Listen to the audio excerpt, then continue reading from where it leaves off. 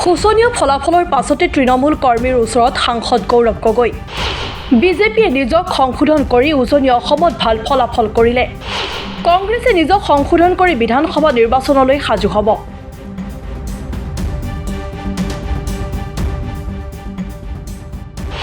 প্ৰথম ৰাউণ্ডত কংগ্ৰেছ জিকিল, দ্বিতীয় ৰাউণ্ডত বিজেপি জিকিল। ফাইনেল মেচত কংগ্ৰেছে জিকিবলৈ শক্তিশালীভাৱে চেষ্টা কৰিব। পঞ্চায়ত নিৰ্বাচনৰ ফলাফলত উজনি অসমত ধূলিসাৎ হ'ল কংগ্ৰেছ। বিশেষকৈ যোৰহাট লোকসভা সমষ্টিটো কংগ্ৰেছৰ গৌৰৱ গগৈৰ দখলত থকাৰ পাছতো শোচনীয় পৰাজয় হ'ল দলটোৰ। তাৰ পাছতেই সোমবাৰে নিশা সমষ্টিটোৰ তৃণমূল কৰ্মীৰ লগত কেইবাখনো বৈঠকত বহে সাংসদগৰাকী। এই বৈঠকৰ সন্দৰ্ভত মঙলবাৰে সংবাদ মাধ্যমৰ আগত কেইবাটাও মন্তব্য প্ৰকাশ কৰে লোকসভাৰ বিৰোধী উপ দলপতিগৰাকীয়ে। সাংসদ গৌৰৱ গগৈ স্বীকাৰ কৰে যে বিগত লোকসভা নিৰ্বাচনত যোৰহাট সমষ্টিত পৰাস্ত হোৱাৰ পাছত বিজেপিয়ে নিজক সংশোধন কৰি পঞ্চায়ত নিৰ্বাচনত উজনি অসমত ভাল ফলাফল কৰিলে। বিজেপিৰ দৰে কংগ্ৰেছেও অহা এবছৰৰ ভিতৰত নিজৰ স্থিতি শক্তিশালী কৰি বিধানসভা নিৰ্বাচনলৈ সাজু হ'ব বুলি দাবী সাংসদগৰাকীৰ।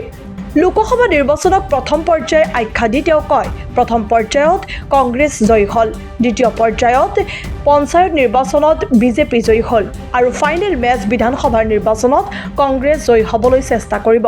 যিদৰে বিজেপিয়ে তেওঁলোকে নিজকে যোৱা বছৰৰ তুলনাত শুদ্ধ কৰি এইবাৰ তেওঁলোকে যোৰহাট উজনি অসমত ভাল কৰিব পাৰিলে, সেই একে আমিও এই এক বছৰৰ ভিতৰতে নিজৰ স্থিতি ভাল কৰি অহা বিধানসভা নিৰ্বাচনৰ কাৰণে আমি আকৌ ৰিমেটছৰ কাৰণে এইবাৰ আমি ৰাউণ্ডটো আমি মানি লৈছোঁ যে যোৱা বছৰ প্ৰথম ৰাউণ্ডটো আমি জিকিলোঁ, এইবাৰ ছেকেণ্ড ৰাউণ্ডটো তেওঁলোকৰ ভাল হ'ল।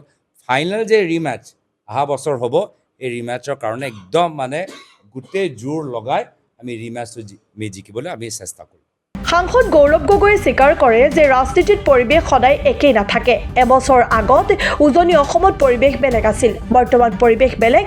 অহা বছৰ যে পৰিৱেশ সলনি হ'ব সেই প্ৰমাণ পোৱা বুলিও উল্লেখ যোৰহাটৰ সাংসদগৰাকীৰ। যে আমি আগবাঢ়ি যাম আৰু আপোনালোকৰ প্ৰশ্ন, এই প্ৰশ্নতে উত্তৰ লুকাই আছে যে ৰাজনীতিত কোনো এটা পৰিস্থিতি সদায় কাৰণে স্থিৰ নাথাকে।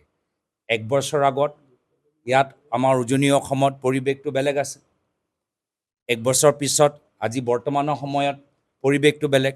অহা বছৰ যে আকৌ সলনি হ'ব পাৰে এইটোতো ইয়াত আমি প্ৰমাণ পাই গ'লোঁ।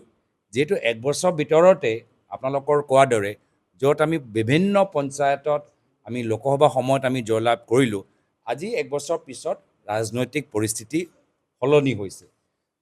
একেই সেই শৃংখলাত অহা বছৰো হ'ব পাৰে। পঞ্চায়ত নিৰ্বাচনৰ ফলাফলৰ পাছত কি ৰণকৌশল ল'ব লাগে, কেনেদৰে আগবাঢ়িব লাগে আদিবোৰ লৈ এক ৰূপৰেখা তৈয়াৰ কৰি বিধানসভা নিৰ্বাচনলৈ কংগ্ৰেছ সাজু হ'ব বুলিও তেওঁ প্ৰকাশ কৰে।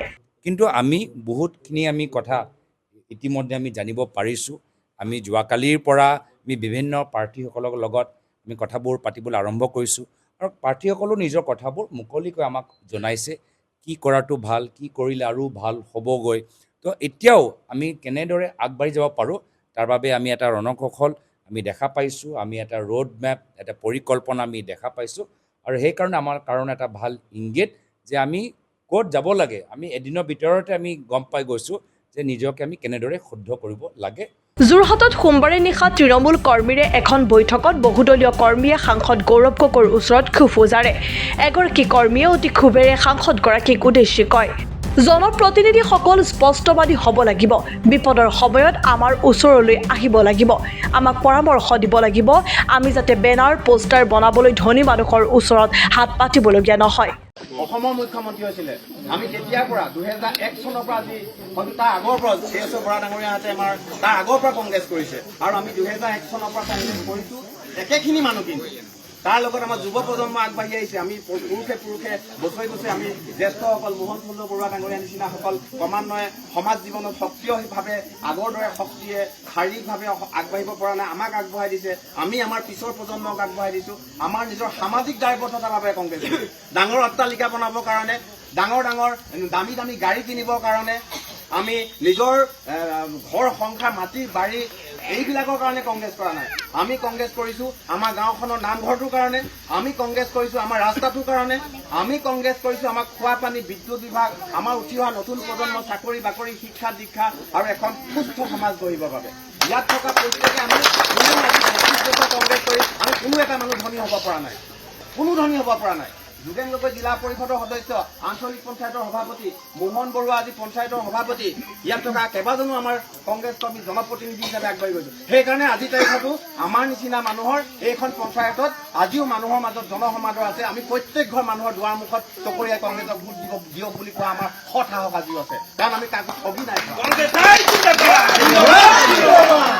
গতিকে আগন্তুক দিনতো আমি সেই প্ৰতিভাৰে আৰু সেই আত্মবিশ্বাস আৰু সেই চিন্তাধাৰাৰে আমি সমাজ জীৱনৰ কাৰণে, আমাৰ উঠি অহা নতুন প্ৰজন্মৰ কাৰণে, য'ত আমি জন্ম হৈছোঁ, য'ত আমি বিয়া হৈছোঁ, য'ত আমি ডাঙৰ হৈ বুঢ়া হৈ মৰিম, সেইখন সমাজৰ সেইখিনি মানুহৰ কাৰণেহে আমি কংগ্ৰেছ কৰিছোঁ। এইটো এটা আমাৰ কাৰণে মঞ্চ, ৰাইজৰ সেৱা কৰিবৰ কাৰণে এখন আমাৰ মঞ্চ কংগ্ৰেছ দলটো। তাৰ বাহিৰে কংগ্ৰেছ আমি বেলেগ কাৰণত নাই কৰা। আমাৰ বহুত বেছি উচ্চাকাংক্ষা নাই, খালি আমাৰ মানুহখিনিয়ে কংগ্ৰেছ কৰি কংগ্ৰেছৰ জনপ্ৰতিনিধিৰ পৰা আমি বিচৰা আমাৰ মৌলিক অধিকাৰ, আমাৰ মৌলিক সমস্যা আমি সমাধান কৰিব পাৰিব লাগিব, আৰু সেইখিনি আমাক দিব লাগিব।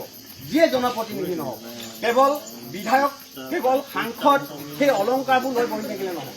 আমাৰ অধিকাৰ আমাক লাগিব, আৰু আমি আগন্তুক দিনত আমাক কোনো আমাক পৰামৰ্শ দিব লাগিব, কিন্তু আমাক কোনো আদেশ দিব নোৱাৰিব, কাৰণ আমি কাৰোবাৰ আদেশত আমি কাম নকৰোঁ।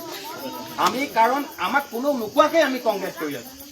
এই পঞ্চায়তত যেতিয়া সকলো ফালে যেতিয়া লকডাউন হৈছিলে, মানুহ যেতিয়া খাব ল'ব নোৱাৰা হৈছিলে, মানুহ যেতিয়া বাহিৰলৈ ওলাব নোৱাৰা হৈছিলে, আমি আলুগুটি, পিঁয়াজ, মিঠাতেল, টোপোলা বান্ধি ডাঙৰ ডাঙৰ ধনী ধনী দোকানীবোৰৰ পৰা ভিক্ষা মাগি আনি গাঁৱে গাঁৱে মানুহৰ ঘৰে ঘৰে বিলাইছিলোঁ। আপোনালোকৰ নিশ্চয় মনত আছে। যেতিয়া লকডাউন হৈছিলে, কৰোণা বেজী ল'বৰ কাৰণে যেতিয়া আপোনালোকে দীঘল শাৰী পাতিবলৈ যাব নোৱাৰিছিলে, বাটত পুলিচে যাবলৈ নিদিছিলে, আমি গাঁৱে গাঁৱে কৰোণা বেজী কেম্প পাতি পেলাই আপোনালোকক সকলোকে বেজী দিয়াৰ ব্যৱস্থা কৰি দিছিলোঁ। আপোনালোকৰ নিশ্চয় মনত আছে।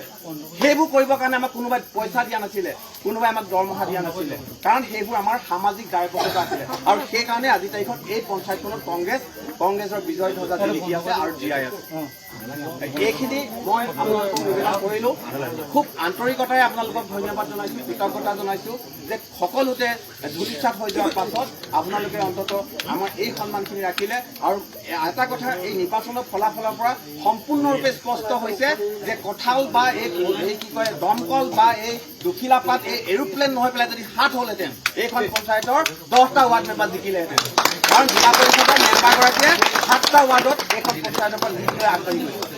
সেইটোৱে প্ৰমাণ কৰে একেখিনি মানুহ নিজৰে গাঁৱৰ বোৱাৰীজনীক ভোট দিব নাই পৰা, কিন্তু জিলা পৰিষদৰ হাতৰ চিনটো দেখি চামলিৰ পৰা যদিও আমাৰ মাজলৈ আহিবলৈ সময় নাপালে, আপোনালোকে দেখিয়ে নাপালে, ফটোত আৰু বেনাৰত দেখিছে, তাৰপিছতো ৰাইজে চামলিৰ পৰা ভোট দিয়াৰ কাৰণটো হ'ল হাতখন। আমাৰ মানুহে হাতখন চিনি পায়, এই দুখিলা পাত, এৰোপ্লেন, কঁঠাল এইবোৰ চিনি নাপায়, কাৰণ এইবোৰ এতিয়াহে ওলাইছে। যি নহওক, এই সুযোগতে কথাখিনি জনালোঁ, সকলোকে একত্ৰ কৰিলোঁ। আমি সদায় থাকিম জনপ্ৰতিনিধিসকলৰ লগত, কিন্তু জনপ্ৰতিনিধিসকল আমাৰ দৰে স্পষ্টবাদী হ'ব লাগিব, খাৰাংখাচ হ'ব লাগিব, আৰু আমাক সঠিক সময়ত, যুদ্ধৰ সময়ত, বিপদৰ সময়ত আমাৰ মাজলৈ আহিব লাগিব, আমাক দিহা পৰামৰ্শ দিব লাগিব, আমাক সহায় সহযোগ কৰিব লাগিব, যাতে আমি ধনী মানুহৰ ওচৰত যাতে বেনাৰ পোষ্টাৰ বনাবলৈ যাতে হাত পাতিব লগা নহয়। তৃণমূল কৰ্মীৰ এনে ক্ষোভৰ পাছত সাংসদ গৌৰৱ গগৈ অহা বিধানসভা নিৰ্বাচনত যোৰহাট লোকসভা সমষ্টি তথা উজনি অসমত কংগ্ৰেছৰ ভেটি উদ্ধাৰৰ বাবে কি ৰণকৌশল লয়, সেয়াহে হ'ব চাবলগীয়া। নিউজ ডেস্ক ৰিপৰ্ট, দি ক্ৰছ কাৰেণ্ট।